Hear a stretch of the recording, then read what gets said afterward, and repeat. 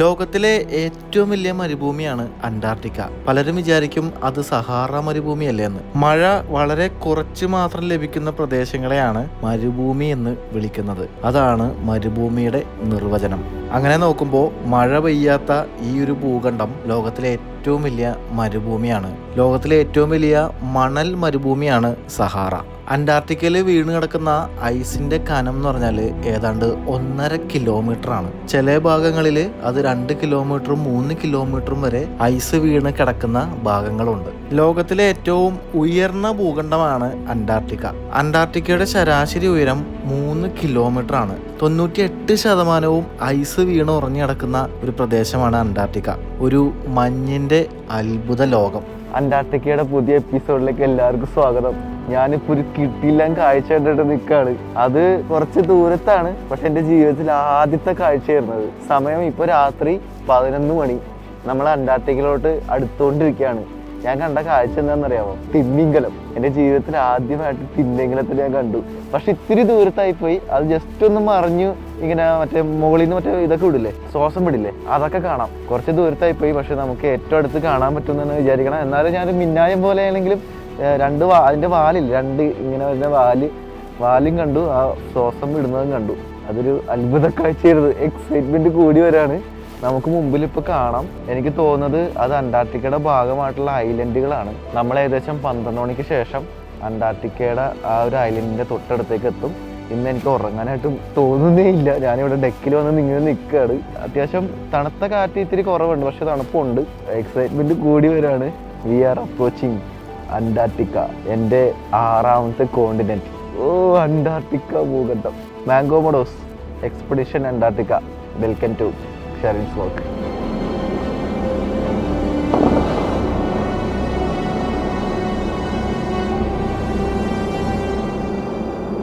നമ്മളിപ്പോൾ ഈ വന്നിരിക്കുന്ന അന്റാർട്ടിക്കയുടെ ഈ ഒരു ഭാഗം എന്ന് പറഞ്ഞാൽ സൗത്ത് ഷേറ്റ്ലാൻഡ് ദ്വീപുകൾ അടങ്ങുന്ന ഒരു പ്രദേശമാണ്.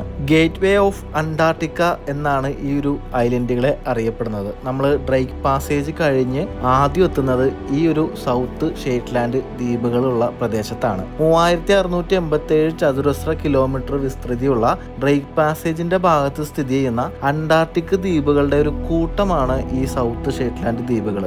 ഇവിടെ പ്രധാനമായിട്ട് 11 ദ്വീപുകളുണ്ട്. അതുപോലെ നിരവധി ചെറിയ ദ്വീപുകളും ഉൾപ്പെടുന്ന ഒരു പ്രദേശമാണ്. ദ്വീപുകളിലെ ഏറ്റവും വലുത് കിങ് ജോർജ് എന്ന് പറയുന്ന ഒരു ദ്വീപാണ്. 1819 ബ്രിട്ടീഷ് നാവികനായ വില്യം സ്മിത്ത് ആണ് ഈ ഒരു ദ്വീപുകൾ കണ്ടെത്തിയത്. ഇവിടുത്തെ ദ്വീപുകൾക്ക് ചുറ്റുമുള്ള ഈ കടലിന്റെ പ്രദേശങ്ങൾ ഏപ്രിൽ മാസം മുതൽ ഡിസംബർ ആദ്യം വരെ മുഴുവനും ഐസായി കിടക്കുന്ന ഒരു പ്രദേശമായി മാറും. ഈ ഒരു 8 മാസത്തെ ശരാശരി താപനില എന്ന് പറയുന്നത് 0 ഡിഗ്രിക്കും താഴെയായിരിക്കും. എല്ലാ സീസണുകളിലും ശക്തമായിട്ടുള്ള പടിഞ്ഞാറൻ കാറ്റ് വീശുന്ന ഒരു പ്രദേശം കൂടിയാണ്. അതുപോലെ ഇവിടെ പല ദ്വീപുകളിലും അഗ്നിപർവ്വതങ്ങൾ, അതും ആക്റ്റീവായിട്ടുള്ള അഗ്നിപർവ്വതങ്ങളുള്ള ദ്വീപുകളുണ്ട്. ഈ UK സ്കോട്ട്ലൻഡിന് വടക്ക് ഭാഗത്ത് ഷേറ്റ്ലാൻഡ് എന്ന് പറയുന്ന ദ്വീപുകളുണ്ട്. ആ ദ്വീപുകളുടെ അതേ പേരാണ് ഈ ഒരു അന്റാർട്ടിക്കയുടെ ഭാഗത്തുള്ള ഈ ദ്വീപുകൾക്ക് ഇട്ടിരിക്കുന്നത്. അതായത് ഈ ഭൂമധ്യരേഖയിൽ നിന്ന് ഒരേ അകലമാണ് ഈ 2 സ്ഥലത്തേക്കുള്ളത്. ഈ സ്കോട്ടിഷ് ഷേറ്റ്ലാൻഡ് ദ്വീപുകൾ 60 ഡിഗ്രി നോർത്ത് ആണെങ്കിൽ ഈ ഒരു തെക്കൻ ഷേറ്റ്ലാൻഡ് അന്റാർട്ടിക്കൻ ദ്വീപുകൾ 62 ഡിഗ്രി സൗത്ത് ഭാഗത്താണ്. ആദ്യം ഈ ദ്വീപുകൾക്ക് ന്യൂ സൗത്ത് ബ്രിട്ടൻ എന്നായിരുന്നു പേര് ഉപയോഗിച്ചിരുന്നത്. പിന്നീട് സൗത്ത് ഷേറ്റ്ലാൻഡ് ദ്വീപുകൾ എന്നാക്കി മാറ്റി. 19ാം നൂറ്റാണ്ടിലും 20ാം നൂറ്റാണ്ടിന്റെ തുടക്കത്തില് ഈ ദ്വീപുകളിൽ സീല് വേട്ടയും അതുപോലെ തിമിംഗലം വേട്ടയൊക്കെ നടന്നിരുന്ന പ്രദേശമാണ്. 1820 മുതൽ 1908 വരെ സീലിംഗ് യുഗം ഇവിടെ നിലനിന്നിരുന്നു. ഈ സമയത്ത് 197 കപ്പലുകൾ ഈ ദ്വീപുകൾ സന്ദർശിച്ചതായിട്ട് രേഖപ്പെടുത്തിയിട്ടുണ്ട്. അതിൽ 12 കപ്പലുകൾ തകർന്നും പോയിട്ടുണ്ട്. 1819 ഡിസംബർ മുതൽ 1820 ജനുവരി വരെയുള്ള സമയത്ത് റോയൽ നേവി ചാർട്ടർ ചെയ്ത വില്യംസ് എന്ന കപ്പലിൽ ലഫ്റ്റനന്റ് എഡ്വേർഡ് ബ്രാൻസ്ഫീൽഡ് ഈ ദ്വീപുകൾ സർവേ ചെയ്യുകയും മാപ്പ് ചെയ്യുകയും ചെയ്തിട്ടുണ്ട്. ഇന്ന് ഈ ദ്വീപ് സമൂഹവും അതിനെ തൊട്ടടുത്ത് കിടക്കുന്ന അന്റാർട്ടിക് പെനിൻസുലയും അതുപോലെ സൗത്ത് ജോർജിയ ദ്വീപുകളൊക്കെ ഈ അന്റാർട്ടിക്കൻ ഭാഗത്തെ വേനൽക്കാലത്തെ സമയത്ത് ഏറ്റവും കൂടുതൽ ജനപ്രിയമായിട്ടുള്ള ഒരു വിനോദ സഞ്ചാര കേന്ദ്രം കൂടിയാണ് കേട്ടോ. എൻ്റെ പുറകെ കണ്ട വലിയൊരു ഐസ്ബർഗ് പോടും. എനിക്ക് വയ്യ. നമ്മള് എത്തിയ സ്ഥലം കണ്ട, എന്റെ പൊന്നോ, അന്റാർട്ടിക്ക. എന്താണ് ഞാനിങ്ങനെ ആലോചിക്കരുത്, ഞാൻ എങ്ങോട്ടേക്ക് വന്നേക്കണേ. ഈ ഭാഗത്ത് കുറെ ഐസൊക്കെ ഒഴുകി കിടക്കണം. പെട്ടെന്ന് കാണുമ്പോൾ എന്തോ വേസ്റ്റ് ഒഴുകി കിടക്കണമെന്ന് തോന്നുമെങ്കിലും ഇത് മൊത്തം ഐസാ. ഇത് കണ്ട പല സ്ഥലത്തുനിന്ന് പൊളിഞ്ഞു പോയിട്ട് കടലിലൂടെ ഇങ്ങനെ ഐസ് ഒഴുകി ഇങ്ങനെ നടക്കാണ്. ഈ ഐസുകളൊന്നും മൂവ് ചെയ്യുന്നില്ല എന്നുകൊണ്ട് അത് അവിടെ തന്നെ നിൽക്കണേന്ന് തോന്നുന്നു. ചിലപ്പോൾ അടിയിലോട്ടൊക്കെ നല്ല രീതിയിൽ വലിയ മലയൊക്കെ ആയിരിക്കും. മുകളിൽ ഇത്രയും കാണുന്നതേ ഉള്ളൂ. ഇതൊക്കെ ഒരു വലിയൊരു പാറക്കഷ്ണം ഒഴുകി പോണ പോലെ വലിയൊരു ഐസും കഷ്ണേ കറങ്ങി പോകുന്നുണ്ട്. കണ്ട കടലിൽ അലിഞ്ഞ് ചേരുമായിരിക്കും. നമ്മുടെ ഷിപ്പിന്റെ പുറകൊക്കെ അവിടെ ഫുൾ ഐസൊക്കെ ഒഴുകി കിടക്കണ്. ഈ സൈഡിലോട്ട് പോകുമ്പോ കണ്ട ശെന്റെ പൊന്നോ ഇതണ്ടാ അവിടെയൊക്കെ വലിയൊരു പീസിരിക്കണമൊക്കെ. ബാക്കി എല്ലാ സ്ഥലത്തു കൂടി ഐസ് ഒഴുകി ഇങ്ങനെ നടക്കാണ്. ഇത് അന്റാർട്ടിക്കയുടെ ഭാഗമായിട്ടുള്ള ഐലൻഡാണ് ഇപ്പൊ നമ്മൾ കണ്ടോണ്ടിരിക്കണത്. കണ്ടാ ഈ സൈഡിലോട്ട് പോകുമ്പോഴേ വേറൊരു കാഴ്ചയുണ്ട്. ഒരു വലിയൊരു പീസ് ഇല്ല അതുണ്ടോ വലിയൊരു പീസ് ഉയർന്നു നിൽക്കണ നോക്കി. എന്റെ മുന്നേ ഇത് കണ്ടാ ഒരു ആന പോലത്തെ ഒരു പീസ് ആ കടലിൽ ഇങ്ങനെ നിൽക്കണ കഴിഞ്ഞിട്ട്. ഇപ്പുറത്ത് കാണുന്നത് വേറൊരു ഐലൻഡാട്ടോ. ഈ സൈഡിൽ കാണണ്ട ഇത് വേറൊരു ഐലൻഡാ. അപ്പൊ ഇതിന്റെ രണ്ടിന്റെ ഇടയിൽ കൂടിയാണ് നമ്മൾ പോകാൻ വേണ്ടിട്ട് പോകുന്നത്. ഈ ഒരു ഐലൻഡും ഈ കാണുന്ന ഐലൻഡിന്റെ നടുക്ക് കൂടി ആയിരിക്കും നമ്മൾ യാത്ര ചെയ്യുക. എന്നിട്ടാണ് നമ്മൾ മെയിൻ കോണ്ടിനെന്റിലോട്ട് ലാൻഡ് ചെയ്യുന്നത്. ഇപ്പൊ സമയം എത്രയെന്ന് അറിയാമോ? രാത്രി 12 മണി. നട്ടപ്പാതിരയാണ്. വെട്ടം കണ്ട ഇവിടെ സൂര്യനസ്തമില്ല. 6 മാസം ഇരുട്ടും 6 മാസം വെട്ടം ഇരിക്കും. പക്ഷെ ഒരു മൂടിയ അവസ്ഥയാണ്. കാരണം മൊത്തം മറ്റേ ഫോഗി ക്ലൈമറ്റാണ്. അതായത് മറ്റേ കാർമേഘം പോലെ ഇരിക്കുന്നതുകൊണ്ട് ഇത്തിരി ഇരുണ്ടാണ് ഇരിക്കണമെന്നുള്ളൂ. പക്ഷെ വെട്ടം ഉണ്ട് ഓൾറെഡി. എന്താ രാത്രി 12 മണിയാണ് ഈ കാണുന്നത്. ഇതൊക്കെ വലിയൊരു പീസ് ഒഴുകി പോണ നോക്കി. എൻ്റെ കളർ കണ്ടല്ലേ അടിപൊളി. ഇത് കണ്ട നമ്മളെ പോലത്തെ ഏതോ ഒരു ഷിപ്പ് എക്സ്പെഡിഷൻ കഴിഞ്ഞിട്ട് തിരിച്ചു പോകാൻ തോന്നുന്നു. കാണാൻ പറ്റണ്ട അതെ ഇവിടെ ഒരു ഷിപ്പുണ്ട്. അത് ദൂരെ വേറൊരു ഷിപ്പുണ്ട്. നമ്മൾ ആക്ച്വലി അന്റാർട്ടിക്കയോട് അടുക്കുന്ന സമയത്ത് ഇവിടെ 5-6 ഷിപ്പുകൾ വേറെ ഉണ്ട് കേട്ടോ. അത് ഒരു മാപ്പുണ്ട്. ആ മാപ്പ് നോക്കുമ്പോൾ നമുക്ക് ലൈവ് ലൊക്കേഷനൊക്കെ കാണാം ഏത് ഷിപ്പാണെന്നൊക്കെ കാണാൻ പറ്റും. അങ്ങനത്തെ 2 ഷിപ്പുകൾ നമുക്ക് ഇപ്പോൾ കാണാം. പല ഭാഗങ്ങളിലായിട്ട് പല ഷിപ്പുകളും ഉണ്ട്. ഒരേ സമയം കുറേ ഷിപ്പുകൾ ഉണ്ട്. ചിലതൊക്കെ എക്സ്പെഡിഷൻ ഷിപ്പുകളാണ്. ചിലത് എക്സ്പെഡിഷൻ അല്ല, ജസ്റ്റ് ഇതിലെ ഇങ്ങനെ കറങ്ങി പോകുന്ന ക്രൂയിസ് ഷിപ്പുകളുണ്ട്. അന്റാർട്ടിക്കയിൽ ലാൻഡ് ചെയ്യില്ല, ജസ്റ്റ് ഇതിലെ ഇങ്ങനെ പാസ് ചെയ്ത് പോകുന്ന പരിപാടികളൊക്കെ ഉണ്ട്. പിന്നെ എക്സ്പെഡിഷനാണ് അത് വേറെ സംഭവമാണ്. എക്സ്പെഡിഷൻ എന്ന് പറയുന്നത് നമ്മൾ അത്രയും കോസ്റ്റ് തന്നെ വരും. 10 ലക്ഷം രൂപയ്ക്ക് മുകളിൽ കോസ്റ്റൊക്കെ തന്നെ എന്തായാലും എക്സ്പെൻസ് ഒക്കെ വരുന്ന വലിയ ട്രിപ്പാണ്. ഈ പുള്ളി ലൈറ്റൊക്കെ ശരിയാക്കണ്ടല്ലോ. ഇപ്പോൾ ശരിക്കും നട്ടപ്പാതിരയാണ്. ഈ ഡെക്കിലൊരു മനുഷ്യനില്ല.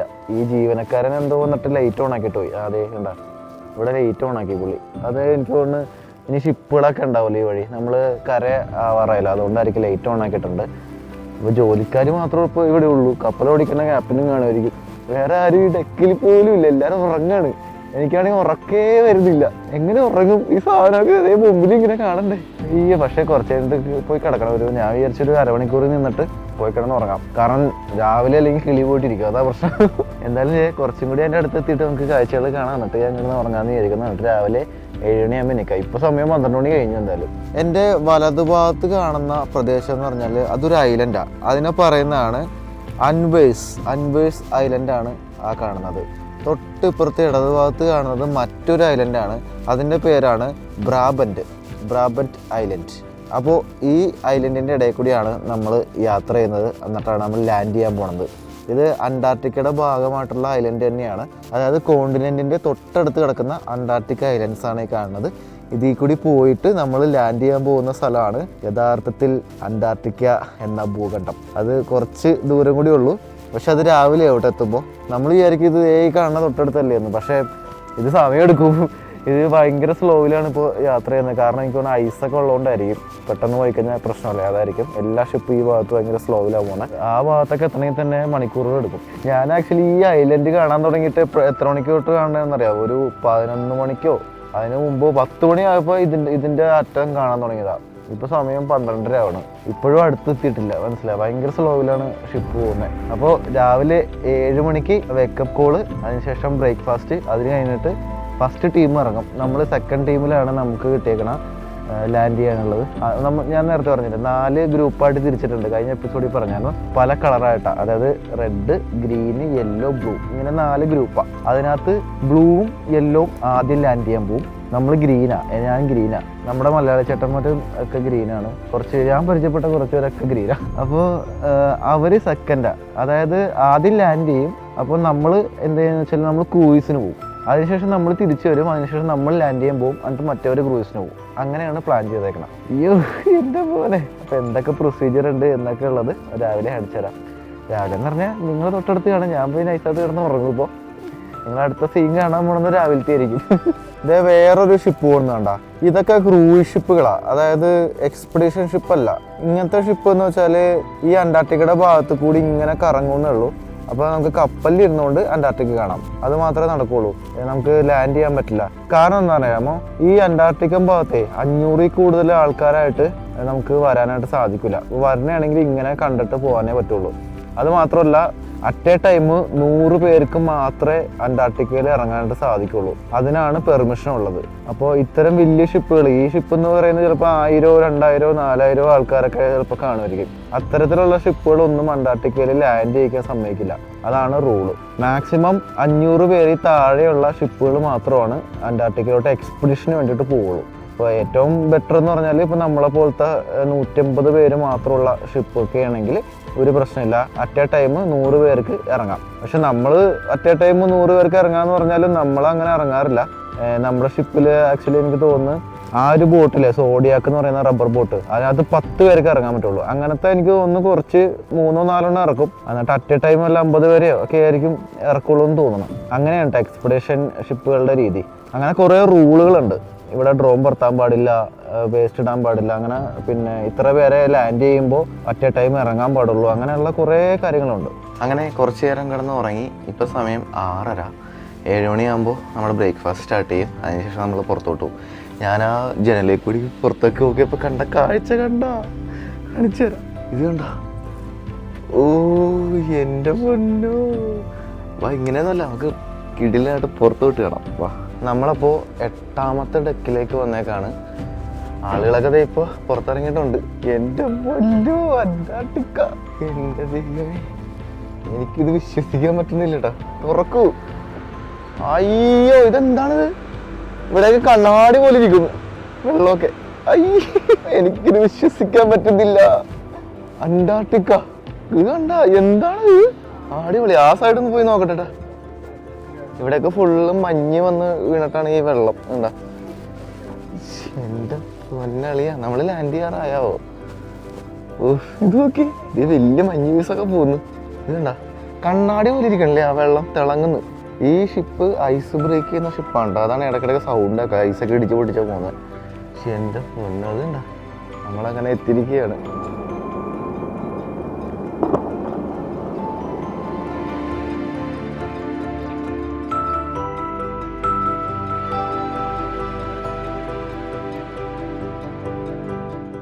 അപ്പോൾ നമ്മളിപ്പോൾ വന്നിരിക്കുന്ന ഈ പ്രദേശത്തെ നെക്കോ ഹാർബർ എന്നാണ് പറയുന്നത്. 20ാം നൂറ്റാണ്ടിന്റെ തുടക്കത്തിൽ ബെൽജിയൻ പരിവേഷകനായ ആഡ്രിയൻ ഡി ഗെർഷാലാണ് നെക്കോ ഹാർബർ കണ്ടെത്തിയത്. 1911നും 1924നും ഇടയിൽ ഈ പ്രദേശത്ത് പ്രവർത്തിച്ചിരുന്ന നെക്കോ എന്ന് പറയുന്ന ഒരു സ്കോട്ടിഷ് തിമ്മിങ്കല വേട്ട ബോട്ടിന്റെ പേരിലാണ് ഈ സ്ഥലം അറിയപ്പെടുന്നത്. അതുപോലെ ഈ നെക്കോ ഹാർബർ ഉൾപ്പെടുന്ന പ്രദേശങ്ങൾ അന്റാർട്ടിക്കയിലെ ഒരു അർജന്റീനിയൻ അഭയാർത്ഥി കേന്ദ്രം കൂടിയായിരുന്നു കേട്ടോ. 1949 ഏപ്രിൽ 4-ന് ഇവിടെ ഒരു റെഫ്യൂജി ക്യാമ്പ് തുറക്കുകയും അർജന്റീന നാവികസേന അത് നിയന്ത്രിക്കുകയും ചെയ്തിരുന്നു. റെഫ്യൂജി നെക്കോ എന്ന പേരില് പെൻഗ്വിൻ ഒബ്സർവേറ്ററിയും അതുപോലെ റെസ്ക്യൂ സ്റ്റേഷനും കൂടി ചേർന്നാണ് അത് പ്രവർത്തിച്ചു വന്നിരുന്നത്. പിന്നീട് 2009 ഒരു കൊടുങ്കാറ്റില് ഈ കേന്ദ്രം മുഴുവൻ നശിച്ചുപോയി. പിന്നീട് 2011-12 കാലഘട്ടങ്ങളിൽ വേനൽക്കാല സമയത്ത് അത് പുനർനിർമ്മിക്കുകയൊക്കെ ചെയ്തെങ്കിലും പിന്നീട് ഒരു സമയത്ത് വേലിയേറ്റ തിരമാല കാരണം ഈ അഭയാർത്ഥി കേന്ദ്രം ആ തിരമാലയിൽ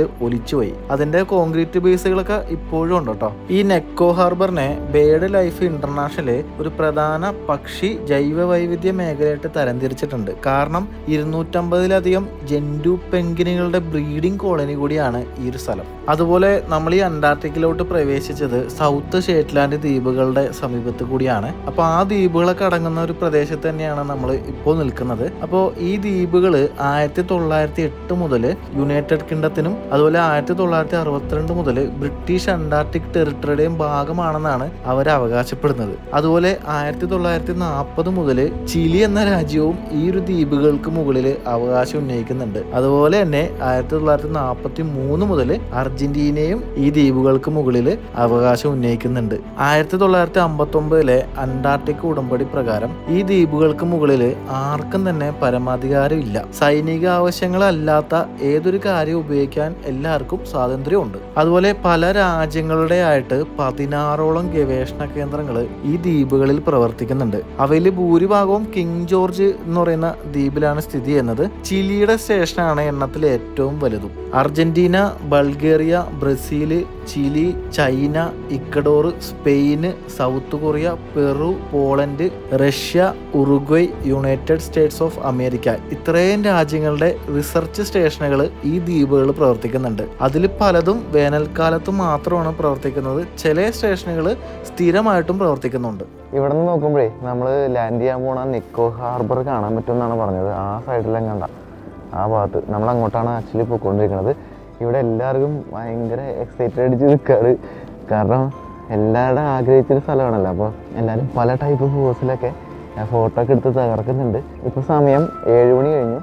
7 മണി തൊട്ട് ബ്രേക്ക്ഫാസ്റ്റ് സ്റ്റാർട്ട് ചെയ്തിട്ടുണ്ടാവും. 8:30 വരെ ബ്രേക്ക്ഫാസ്റ്റ് ഉണ്ട്. അതിനുശേഷം ഓരോ ഗ്രൂപ്പുകളായിട്ട് നമ്മൾ ലാൻഡ് ചെയ്യും. നമ്മളല്ല ആദ്യത്തെ ഗ്രൂപ്പ്. ഞാൻ നേരത്തെ പറഞ്ഞ പോലെ ബ്ലൂവും യെല്ലോ എന്ന് പറയുന്ന ഗ്രൂപ്പ് ഉണ്ടാക്കിയിട്ടുണ്ട്. അവർ ആദ്യം ലാൻഡ് ചെയ്യും. നമ്മളപ്പോൾ ക്രൂസിന് പോകും. അവർ തിരിച്ചു വന്ന ശേഷം നെക്സ്റ്റ് ഗ്രൂപ്പായിട്ടുള്ള ഗ്രീനും റെഡും കൂടി ലാൻഡ് ചെയ്യാൻ വേണ്ടിയിട്ട് പോകും. അപ്പോൾ അവർ ക്രൂസിന് പോകും. അങ്ങനെയാണ് സെറ്റ് ചെയ്തേക്കണം. പിന്നെ ഉച്ചയ്ക്ക് ശേഷം വേറെ സ്ഥലത്തേക്ക് പോകും. അവിടെ കയാക്കിംഗ് ഉണ്ട്. പിന്നെ ഇന്ന് തന്നെയാണ് ക്യാമ്പിംഗ് ഉള്ളത്. നമുക്ക് ക്യാമ്പിംഗ് ചെയ്യാൻ പറ്റിയില്ല. കാരണം അതൊക്കെ 1 വർഷം മുമ്പേ പലരും ബുക്ക് ചെയ്തിട്ടുണ്ടായിരുന്നു. 30 പേർക്ക് മാത്രമേ ക്യാമ്പ് ചെയ്യാനുള്ള ഓപ്ഷൻ ഉള്ളൂ. നമുക്ക് കിട്ടിയില്ല, റിസർവ് ചെയ്യാൻ പറ്റിയില്ല.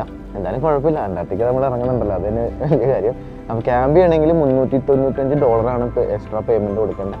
ജസ്റ്റ് ഒരു സ്ഥലത്ത് അന്റാർട്ടിക്കയുടെ ഏതെങ്കിലും ഭാഗത്ത് ക്യാമ്പ് ചെയ്യാനുള്ള ഓപ്ഷൻ ഉണ്ട്. പിന്നെ കയാക്കിങ്ങിന് $310. ഞാൻ ആക്ച്വലി കയാക്കിങ് എടുത്തില്ല, കാരണം നമ്മളെന്തായാലും സോഡിയാക്കിൽ കൂടി പോകുന്നുണ്ട്. സോഡിയാക്കി എടുത്തിട്ട് യാത്ര ചെയ്യുന്നുണ്ട്. പക്ഷെ ക്യാമ്പിംഗ് ഒരു വെറൈറ്റി ഓപ്ഷൻ ആയിരുന്നു. പക്ഷെ അത് എല്ലാവർക്കും ഇല്ല, അതൊരു പ്രശ്നമാണ്. അന്റാർട്ടിക്കയിലോട്ട് എത്തനെയാണ്. ഇപ്പോൾ നമുക്ക് മുമ്പിൽ കാണുന്നതാണ് ആക്ച്വലി കോണ്ടിനെന്റ്, ഭൂഖണ്ഡമാണ് കാണുന്നത്. ഐലൻഡ് ഒന്നുമല്ല, ഇത് അന്റാർട്ടിക്ക ഭൂഖണ്ഡമാണ്. നമ്മൾ ആദ്യ സമയത്ത് കണ്ടതൊക്കെ ഐലൻഡ്സ് ആയിരുന്നു. നമ്മൾ സ്റ്റാർട്ടിങ് കണ്ടില്ലേ, അത് ഐലൻഡുകൾ, അതിൻ്റെ ഭാഗമായിട്ടുള്ള അന്റാർട്ടിക്കയുടെ ഭാഗമായിട്ടുള്ള ഐലൻഡ് ആയിരുന്നു. പക്ഷെ ഇപ്പോൾ നമ്മൾ കണ്ടുകൊണ്ടിരിക്കുന്നത് ഇത് ഭൂഖണ്ഡമാണ്, അന്റാർട്ടിക്ക ഭൂഖണ്ഡം. അപ്പോൾ നമ്മുടെ ബ്രേക്ക്ഫാസ്റ്റ് ടൈം ആയേക്കാണ്. സാധാരണ പോലെ തന്നെ കുറേ വിഭവങ്ങളൊക്കെ ഉണ്ട്. ആളുകളൊക്കെ ഫുഡ് കഴിച്ച് റെഡിയാകുന്നു ലാൻഡ് ചെയ്യാൻ വേണ്ടിയിട്ട്. ഇവിടെ മുട്ടയുണ്ട്, പുഴുങ്ങിയ മുട്ട, പിന്നെ കഴിഞ്ഞ ദിവസത്തെ പോലെ തന്നെ ഓംലെറ്റൊക്കെ അടിച്ച് ചേരുന്നുണ്ട്. പിന്നെ കുറേ സാലഡ് സംഭവങ്ങൾ, അതൊക്കെയാണ് നമ്മുടെ ഇന്നത്തെ ബ്രേക്ക്ഫാസ്റ്റ്. ഇത് കണ്ട മാപ്പിൽ നമ്മളിത് ഇവിടെ എത്തിയതായിട്ട് കാണിക്കുന്നുണ്ട്. ഇവിടെ ലൈവ് ലൊക്കേഷൻ കാണിക്കുന്നുണ്ട് കേട്ടോ. ഇപ്പോൾ സമയം 8 മണിയാകുന്നു, 7:55. ഇതാണ് നമ്മുടെ ലൈവ് ലൊക്കേഷൻ. കണ്ടോ, നമ്മൾ വന്നത് ഈ കാണുന്ന 2 ഐലൻഡിൻ്റെ ഇടയിൽ കൂടിയാണ് ഇങ്ങോട്ട് വന്നേക്കണം. ഇപ്പോൾ നിൽക്കുന്നത് നെക്കോ ഹാർബർ എന്ന് പറയുന്ന ഭാഗത്താണ്. ഇവിടെയാണ് നമ്മൾ കോണ്ടിനെൻ്റൽ ലാൻഡിങ് ചെയ്യാൻ വേണ്ടിയിട്ട് പോകുന്നത്. ഇപ്പോഴത്തെ ടെമ്പറേച്ചർ 4 ഡിഗ്രിയാണ് കേട്ടോ. ഇവിടെ നമുക്ക് പോകാനുള്ള, കരയിലോട്ട് പോകാനുള്ള സോഡിയാക്ക് ഇറക്കി തുടങ്ങിയിട്ടുണ്ട്. അയ്യോ പെങ്കിൻ പെങ്കിൻ പെങ്കിൻ പെങ്കിൻ പോകണമൊക്കെ. പെങ്കിൻ്റെ ആദ്യ കാഴ്ച കേട്ടാ, അടിപൊളി സീ. ഇതേ അങ്ങോട്ട് പോയി, ഇതേ ആ ഭാഗത്ത് ആരൊക്കെയോ ഞങ്ങളുടെ സ്ഥലത്ത് വന്നിട്ടുണ്ട്. ആരാണ് നോക്കാൻ വേണ്ടി വന്നതെന്ന് തോന്നുന്നു. ഇത് എനിക്ക് തോന്നുന്നു മറ്റേ ചൂടുവെള്ളമാണ്, അല്ല തണുത്ത വെള്ളമാണ്. ഇത് വേണമെങ്കിൽ ഇവിടെയൊക്കെ ഒന്ന് കിടന്ന് ഒരു കാഴ്ചയൊക്കെ അതിന് പറ്റുന്ന 2 ഉണ്ട് അപ്പുറം ഇപ്പുറമൊക്കെ ആയിട്ട്. നല്ല രസമാണ്. പക്ഷെ എൻ്റെ മാനെ, നമ്മൾ ഗൊട്ട വന്നേക്കണേ, എനിക്ക് വിശ്വസിക്കാൻ പറ്റുള്ളൂ ഇപ്പോഴും. എന്താണല്ലേ, ഇനി പെങ്കിനുകളുടെ ലോകത്തേക്ക് നമ്മൾ പോകട്ടെ. പെങ്കിൻ കോളനീസ് ഉണ്ട്. അപ്പം അങ്ങോട്ടേക്ക് പോകുമ്പോൾ ശ്രദ്ധിക്കേണ്ട കാര്യങ്ങളെക്കുറിച്ചൊക്കെ ഇന്നലെ തന്നെ ക്ലാസ്സൊക്കെ തന്നായിരുന്നു. ഫസ്റ്റ് ഗ്രൂപ്പ് പോകാറായിട്ടില്ല, എനിക്ക് 8:30 പോവുള്ളൂ. അതിനുശേഷമാണ് ദേ പെങ്കിൻ, അതിനുശേഷം നമ്മൾ പോവുള്ളൂ. ദേ അവിടെ നോക്കിക്കോട്ടെ, ഇവിടെ കിടന്ന് ചാടി കളിക്കുന്നുണ്ട്. പോയാ എനിക്ക് കാണാനല്ലോ ഇഷ്ടം പോലെ. അതേ പോണേ, അതേ പോണേ, ഇവിടെ ഉണ്ട്. ദേ കണ്ട ചാടുന്നണ്ട കുഞ്ഞ് പെങ്കിനാ. അതേ പോണു. നമ്മളെ ബോട്ടിൻ്റെ ഇപ്പുറ സൈഡിലോട്ട് വന്നപ്പോൾ ഇവിടെ ഫുൾ ഐസ് ഇങ്ങനെ ഒഴുകി പോകുന്നു, പൊടിഞ്ഞ് ഇങ്ങനെ പോകുന്നു, ഒഴുകുന്നു. ദേ പോണു പെങ്കിൻ. കണ്ട, സൂം ചെയ്ത് കാണിച്ചു തരാം. എവിടെ ചാടുന്നുണ്ട, കണ്ട പൊളിച്ച്. ഇനി നേരൊക്കെ കിട്ടിയിരുന്നെങ്കിൽ ഇനി കാണാല്ല, സമയമുണ്ട്. ഇവിടുത്തെ ലാൻഡ്സ്കേപ്പ് ഒക്കെ നല്ല തെളിഞ്ഞ കാലാവസ്ഥയുണ്ട് ഇന്ന്. നല്ല അടിപൊളി ക്ലൈമറ്റ്, നല്ല കാഴ്ച കിട്ടും. Full ice. അത് ഓക്കെ, ഐസിന്റെ ലോകം എന്ന് പറഞ്ഞാൽ ഇതാണ്, ഐസിന്റെ ലോകം. എനിക്ക് എവിടെ നോക്കിയാലും ഐസ് മാത്രം. പക്ഷെ ഈ ഭാഗത്തൊക്കെ ഇതുണ്ടാ ഉരുകിപ്പോയതാന്ന് തോന്നുന്നു. അന്റാർട്ടിക്കയിൽ മറ്റേ ആഗോളവൽക്കരണം കാരണം ഐസ് ഒരുക്കുന്നൊക്കെയാണല്ലോ കേട്ടത്. എന്തെങ്കിലുമൊക്കെ സംഭവിക്കാൻ കാണാം. ചിലപ്പോൾ അതൊക്കെ ഇടിഞ്ഞു പൊളിഞ്ഞ് വീഴുന്ന സീനൊക്കെ ചിലപ്പോൾ കാണും. ഇപ്പോൾ ചാടുന്നത് മൊത്തം പെങ്ങിനാണ് ഉണ്ടാകണ്ട, മീൻ ചാടുന്ന പോലെ ചാടുന്നത്. നമ്മുടെ നാട്ടിൽ ഇതേപോലെ മറ്റേ കായലിൽ കൂടിയൊക്കെ പോയി കഴിഞ്ഞാൽ, അല്ലെങ്കിൽ കടലിൽ കൂടി പോയി കഴിഞ്ഞാൽ മീനൊക്കെ ആയിരിക്കും പോകുന്നത്, മീൻ ചാടുക. ഇവിടെ മീനല്ല, ഇവിടെ തിമിംഗലമാണ്. തിമിംഗലവും പെങ്ങിനൊക്കെയാണ് പോകുന്നത്. എൻ്റെ പൊന്ന്, മീനൊക്കെ കാണുമായിരിക്കും. തിമിംഗലം മീനല്ല കേട്ടോ, അത് വേറെ കാര്യം. തിമിംഗലം മാമ്മലാണ്, മാമ്മൽ. ലോകത്തിലെ ഏറ്റവും വലിയ മീൻ ഏതാണെന്നറിയാമോ? വെയിൽ ഷാർക്ക്. നമ്മൾ മാൽദീവ്സിൽ പോയപ്പോൾ കണ്ടിട്ടുണ്ട്. വെയിൽ ഷാർക്കാണ്. ഭൂമിയിലെ ഏറ്റവും വലിയ ജീവിയാണ് തിമിംഗലം, പക്ഷെ മീനല്ല. അതെ, ഫസ്റ്റ് ഗ്രൂപ്പ് ഇറങ്ങി അവിടെ. അത് കണ്ട, അടിപൊളി കണ്ട. ഇതേപോലെയാണ് നമ്മൾ പോകാൻ വേണ്ടിയിട്ട് പോകുന്നത്. ഇതേ ഫസ്റ്റ് ഗ്രൂപ്പ് ഇറങ്ങിയതല്ല കേട്ടാ, അവരത് ടെസ്റ്റ് ചെയ്ത് നോക്കുന്ന. ഇത് ഫുള്ള് ഭയങ്കര സേഫ്റ്റി കണ്ടോ. ഇവരെല്ലാം ടെസ്റ്റ് ചെയ്ത് നോക്കി എല്ലാം ഓക്കെ ആണെങ്കിലേ ഇറക്കുള്ളൂ. എല്ലാം അങ്ങനെ തന്നെ, എല്ലാ പരിപാടിയും.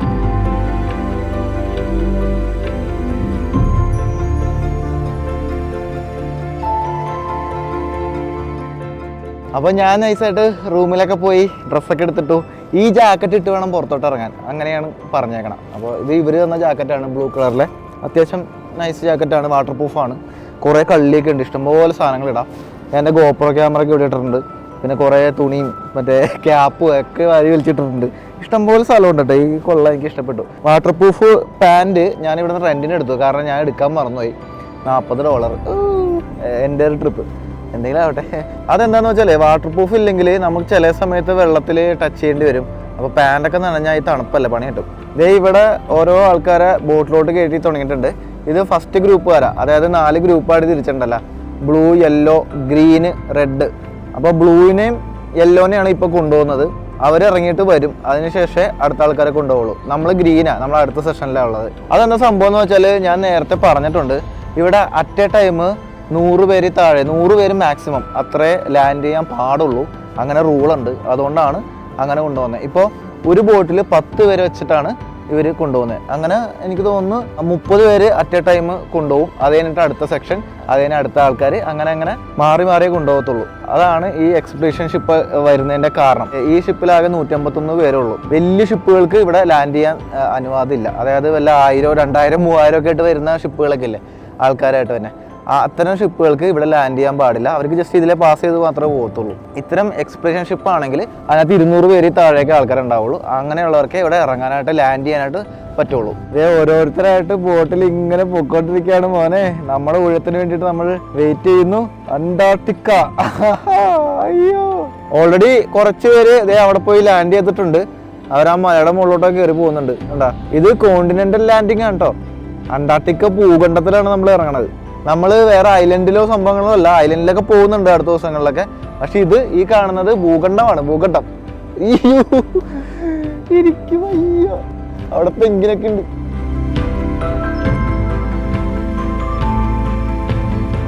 അങ്ങനെ നമ്മൾ അന്റാർട്ടിക്കൻ ഭൂഖണ്ഡത്തിൽ കാല് കുത്താൻ വേണ്ടി പോവാണ്. നമ്മളിപ്പോൾ ഉള്ളത് ഭൂമിയുടെ 64 ഡിഗ്രി സൗത്തിലാണ്. യൂറോപ്പ് ഭൂഖണ്ഡത്തെക്കാളും ഓസ്ട്രേലിയൻ ഭൂഖണ്ഡത്തെക്കാളും വലിപ്പമുള്ള അന്റാർട്ടിക്കൻ ഭൂഖണ്ഡം. മഞ്ഞിൻ്റെ ഈ ഒരു അത്ഭുത ലോകത്തേക്ക് നമ്മൾ ഇറങ്ങാൻ പോകുന്നത് അടുത്ത എപ്പിസോഡിൽ കാണാം. ഷെറിൻസ് വ്ലോഗ് എന്ന ഈ ഒരു ചെറിയൊരു ചാനൽ സബ്സ്ക്രൈബ് ചെയ്യാനും അതുപോലെ ബെല്ലൈക്കൻ അടിച്ചു വെക്കാനും മറന്നു പോകരുത്. നിങ്ങളുടെ കൂട്ടുകാരിലോട്ട് ഈ ഒരു വീഡിയോ ഷെയർ ചെയ്യാനും മറക്കരുത്. അപ്പോൾ വീഡിയോയെക്കുറിച്ചുള്ള അഭിപ്രായങ്ങൾ താഴെ കമൻറ്റും ചെയ്യുക. അപ്പോൾ അടുത്ത എപ്പിസോഡിൽ ബാക്കി കാഴ്ചകൾ കാണാം. Bye bye.